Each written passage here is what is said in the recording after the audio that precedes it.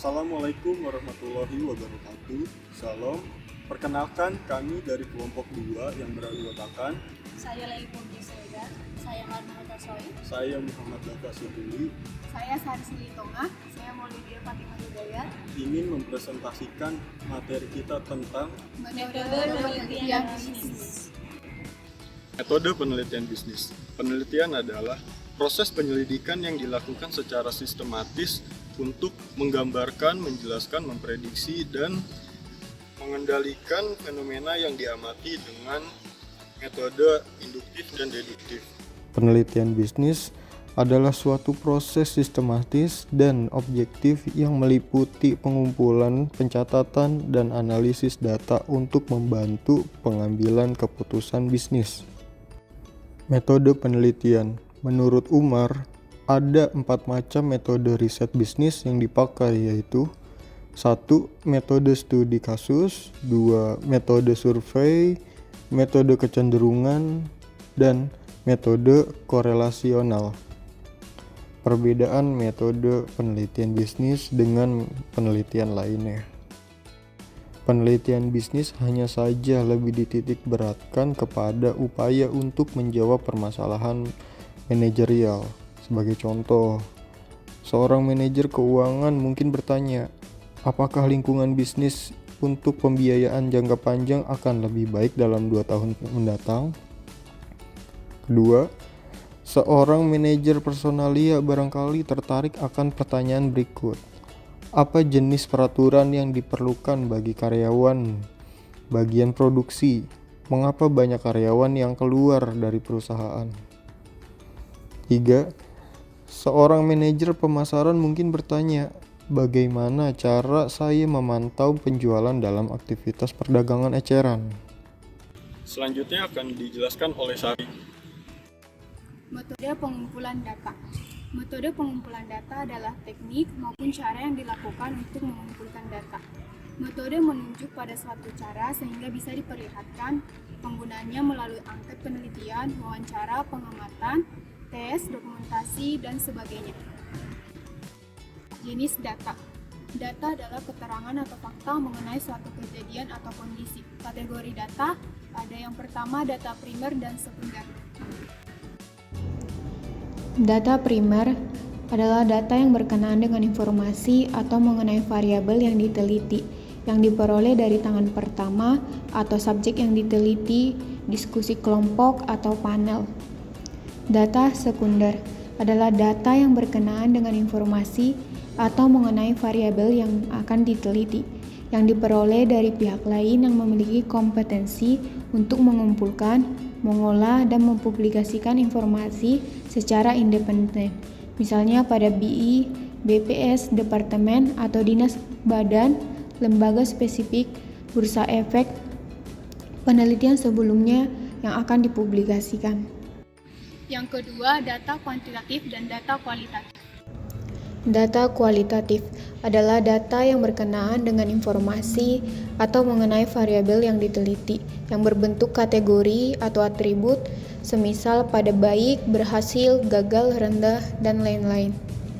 Data kuantitatif berkenaan dengan informasi atau mengenai variabel yang diteliti, yang berbentuk bilangan atau numerik, contohnya seperti laba bersih sebesar Rp750 juta pada ROA 3,50%, harga produksi sebesar Rp 100.000 per unit.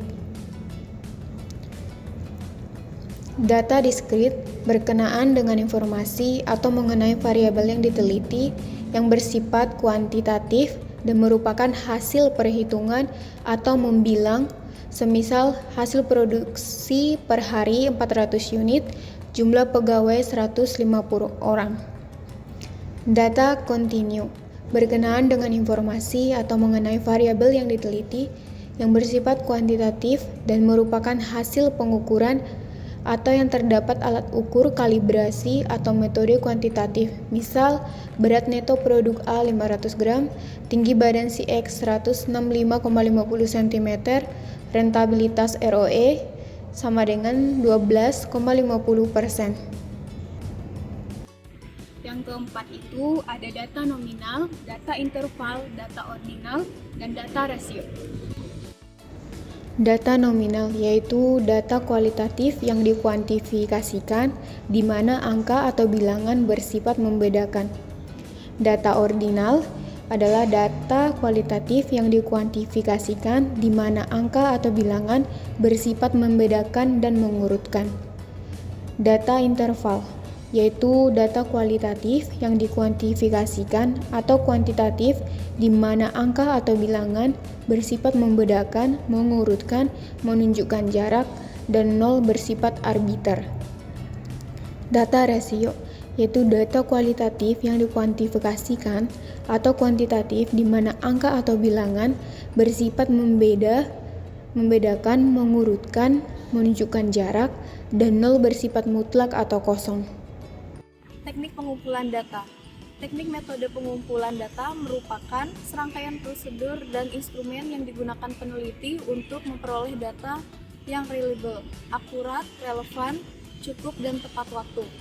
Beberapa teknik pengumpulan data yang umum digunakan adalah 1. Observasi, 2. Interview, 3. Kuesioner. Observasi.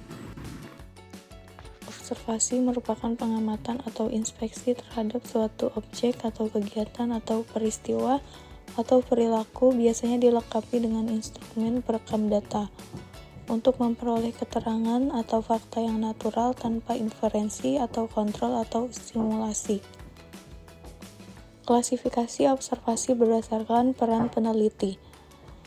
Non-participant observer. Peneliti tidak melibatkan diri dalam kegiatan atau pekerjaan atau sistem yang sedang diobservasinya, melainkan hanya mengamati dan mencatat atau merekamnya. Participant observer. Peneliti memainkan peran dan menjadi bagian dari tim kerja untuk batas waktu tertentu. Klasifikasi observasi berdasarkan sifat. Observasi tidak terstruktur. Biasanya dilakukan pada tahapan awal penelitian di mana peneliti mungkin belum memiliki batasan dari aspek tertentu yang memerlukan perhatian khusus. Selain itu, observasi tidak terstruktur merupakan bagian dari desain penelitian kualitatif di mana peneliti menyajikan beberapa hipotesis tentatif yang menjadi pedoman dalam menentukan siapa, di mana, kapan, dan bagaimana subjek diobservasi. Observasi terstruktur dilakukan setelah peneliti menentukan kategori aktivitas atau fenomena tertentu yang telah direncanakan untuk diteliti. Format untuk mencatat atau merekam hasil observasi biasanya dirancang khusus dan dibuat tersendiri agar mudah melakukan analisis secara sistematis dan meminimalkan subjektivitas peneliti. Apa yang harus diobservasi? 1. Berdasarkan tujuan atau variabel yang menjadi target, ekspresi verbal, nonverbal, respon verbal atau nonverbal, perilaku terhadap stimulus atau kemunculan indikator khusus. 2. Level observasi. Bisa aspek khusus dari perilaku individu, kelompok, dan situasi atau proses. 3. Waktu. Kapan, kecepatan, durasi, lokasi atau tempat, penampakan eksterior atau cara jalan, berpakaian, gaya bahasa atau intonasi, pilihan kata. Interview. Interview merupakan teknik pengumpulan data yang relatif fleksibel, adaptif, mudah diadopsi dan diubah pertanyaannya seiring dengan berjalannya kegiatan pengumpulan data tatap muka atau via telepon atau online, bergantung kepada kondisi atau tempat responden. Fungsi interview.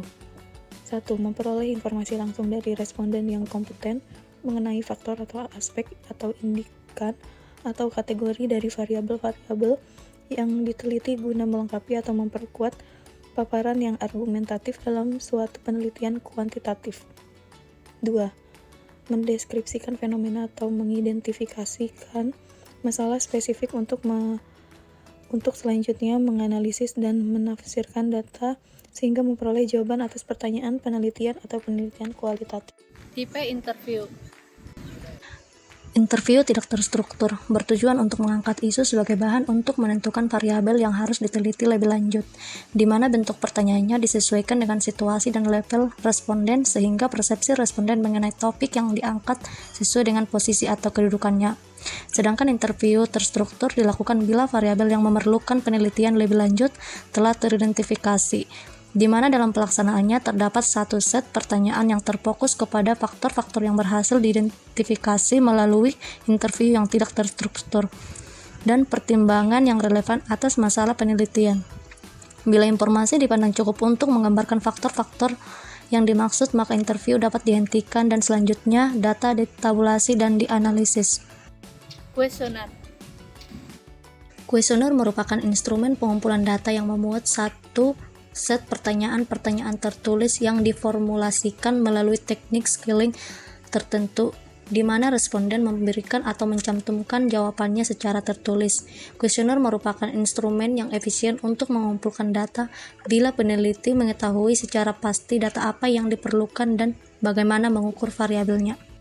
Prinsip perancangan kuesioner meliputi 3 aspek yang sangat penting untuk dipatuhi. Yang pertama ada prinsip penyusunan kata atau kalimat, yang kedua ada prinsip pengukuran, ketiga prinsip tampilan umum.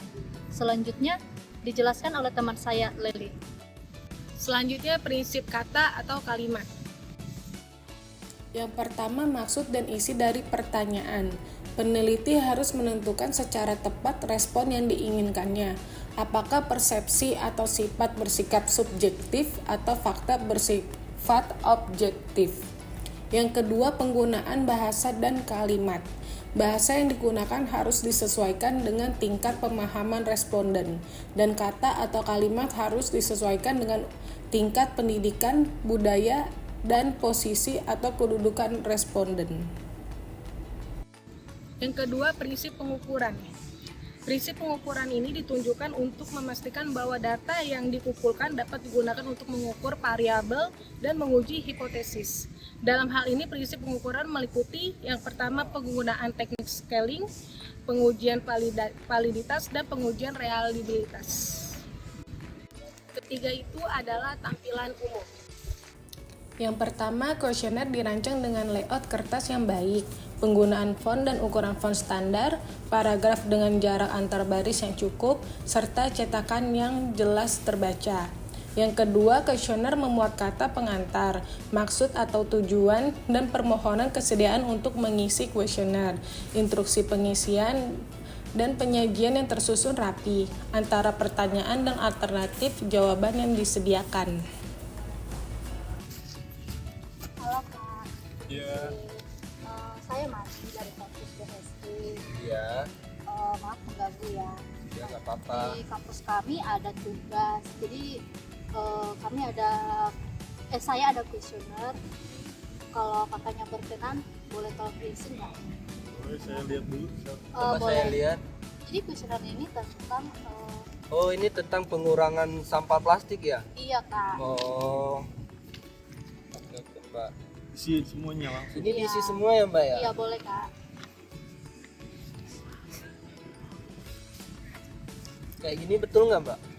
Oh iya. Udah. Betul. Makasih ya Kak. Oke. Waktunya Kak. Saya mahasiswa dari BSD, ada penelitian dari kampus kebetulan untuk melakukan survei online. Survei online itu kita lewat apa ya? Kebetulan itu lewat link aja sih Kak. Terus dikirim lewat via WhatsApp, bisa berkenan untuk nomor WhatsAppnya. Oke, boleh. Ini nomor WhatsApp. Sudah dikirim apa kalau di-share? Oh iya,